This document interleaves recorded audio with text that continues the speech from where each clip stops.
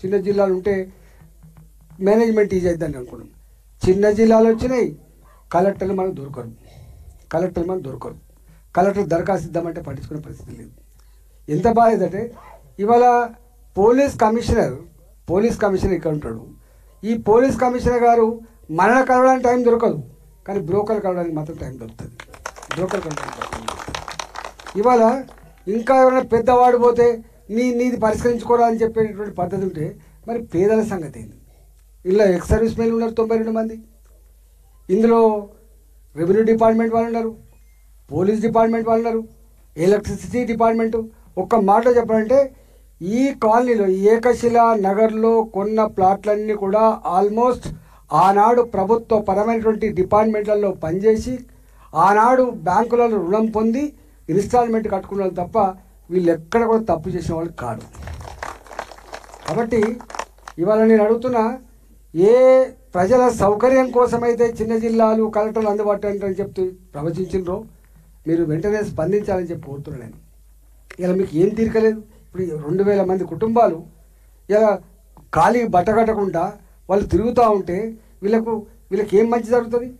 మరి రెవెన్యూ అధికారులు ఎందుకున్నట్టు, ఇక్కడ ఉన్నటువంటి ఆర్ఐలు ఎందుకున్నారు, ఇక్కడ ఉన్న ఎంఆర్ఓలు ఎందుకున్నారు, ఇక్కడ జరుగుతున్నటువంటి తతంగానంతా కూడా తీసుకుపోయి మనకి ఇట్లా ఉన్నదని చెప్పి కలెక్టర్లు చెప్పించో, సీసీఐలకు చెప్పించో, రెవెన్యూ మంత్రికి చెప్పించో చేయించాలి. కానీ లేదు. బాధ అనిపించే అంశం ఏంటంటే ఇట్లాంటి ఈ బ్రోకర్లకు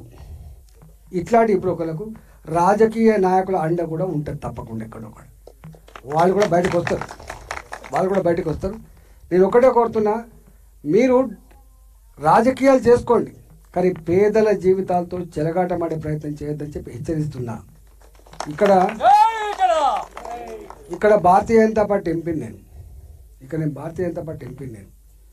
నేను ఇక్కడ కొత్త కావచ్చు, కానీ బ్రోకర్ల వ్యవస్థ చూడకుంటలేను నేను, దుర్మార్గుల వ్యవస్థ చూడకుంటలేను నేను, గుండాల దౌర్జన్యం చూడకుంటలేను నేను, రెవెన్యూ అధికారుల యొక్క ఇట్లాంటి దుర్మార్గం చర్యలు చూడకుంటలేను, పోలీసు వాళ్ళు ఒక్కొక్కసారి ఉన్నవారికి ఎట్లా సుట్టమవుతారో తెలియకుంటలేను.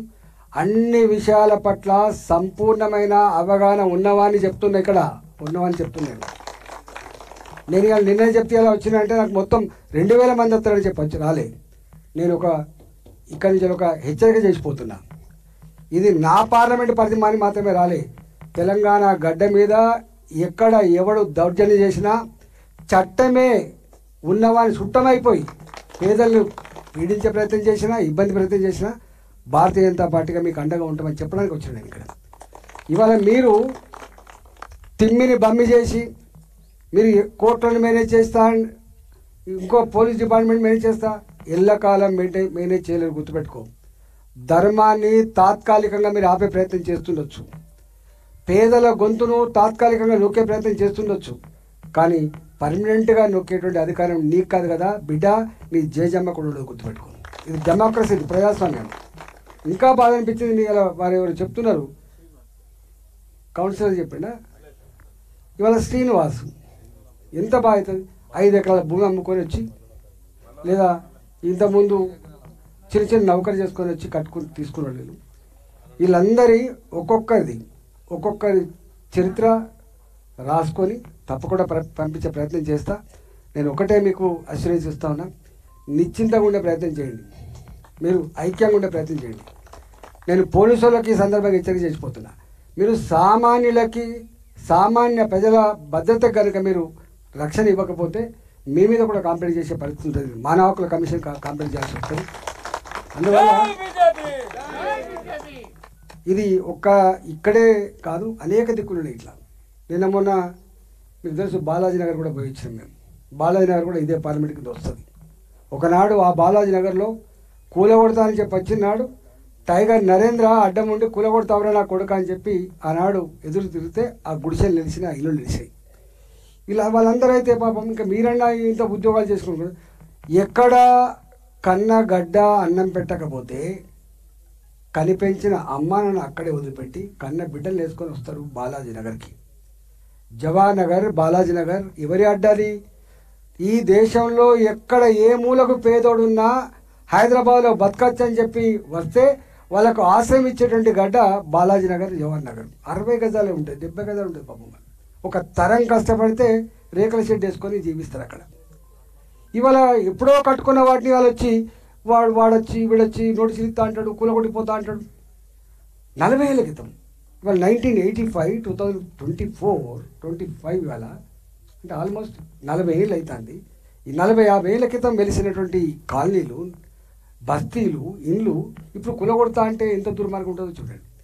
అంటే కంచె చేరిని వేసినట్టుగా ఏ ప్రభుత్వం అయితే పేదలకు అండగా ఉండన్నో, ఏ ప్రభుత్వం అయితే పేదలకు ఇల్లు కట్టించన్నో, ఏ ప్రభుత్వం అయితే ఇవాళ ప్రజల అవసరాలు తీర్చానో గదే ప్రభుత్వం ఇవాళ ఇల్లు కూలగొట్టే ప్రయత్నం చేస్తా అంటే ఇంకేముంటుంది చెప్పండి. ప్రభుత్వాలు కన్స్ట్రక్షన్ సైడ్ ఉండాలి, ప్రభుత్వాలు సాయం చేసే సైడ్ ఉండాలి, ప్రభుత్వాలు పేదలకు అండగా ఉండేటువంటి ప్రయత్నం చేయాలి. కానీ ఇట్లాంటి ప్రభుత్వాన్ని మాత్రం ఎక్కడ చూడలేదు. నువ్వంటే కూలగొట్టుడు తప్ప కూలగొట్టుటోడు కూలిపోతాడు, కూలిపోతాడు బాగుపడు. అందువల్ల నేను ఇవాళనే ఈ సమస్య మీద రెవెన్యూ మంత్రి పొంగులేటి శ్రీనివాసరెడ్డి గారికి, జిల్లా కలెక్టర్ గౌతమ్ గారికి, సిసిఎల్ఏ గారికి, అదేవిధంగా ముఖ్యమంత్రి గారికి కూడా నేను రాసే ప్రయత్నం చేస్తా. నేను మళ్ళీ హెచ్చరిక చేసిపోతున్నా. ఇవాళ గుండాలకు కూడా హెచ్చరిక చేస్తున్నా. కిరాయి గుండాలారా బీ కేర్ఫుల్. నా కొడుకు అయ్యామనుకుంటారు మీరు వచ్చి ఎవరి మీద చేస్తారు? మీరు వచ్చి ఇలా వాళ్ళు కుటుంబాలుగా ఉంటారు, ఒక్కరొక్కరు ఇంటి మీద వచ్చి దౌర్జన్యం చేస్తున్నారు. 10 మంది రాగానే భయపడే వాస్తవం. కానీ ఇక్కడ భారతీయ జనతా పార్టీ కార్యకర్తలు ఉంటారు, గుర్తుపెట్టుకో. భారతీయ జనతా పార్టీ కార్యకర్తలు ఉంటారు, వాళ్ళకే ఉంటారు పైసలు ఇవ్వగానే. అందుకని తప్పకుండా ఇక్కడ పోలీసు వాళ్ళు ఉంటారు, ఇప్పుడు మఫ్టీలా రాసుకొని పోతారు. నేను మళ్ళీ చెప్తున్నా, భయపడకండి. మా నాయకులు మీ ఎంబడి ఉంటారు తప్పకుండా. నేను కూడా నేను కూతబడి దూరం ఉంటాను. నేను ఈ పక్కకే ఉంటాను, 20 నిమిషాలు వస్తాను. మీరు ఇక్కడ రింగ్ రోడ్ ఎక్కితే 20 నిమిషాలు నా ఇంటికి వస్తారు, గుర్తుపెట్టుకోండి. ఈటల రాజేందర్ అంటూ ఉండగా అన్యాయం జరగలేదు. భారతీయ జనతా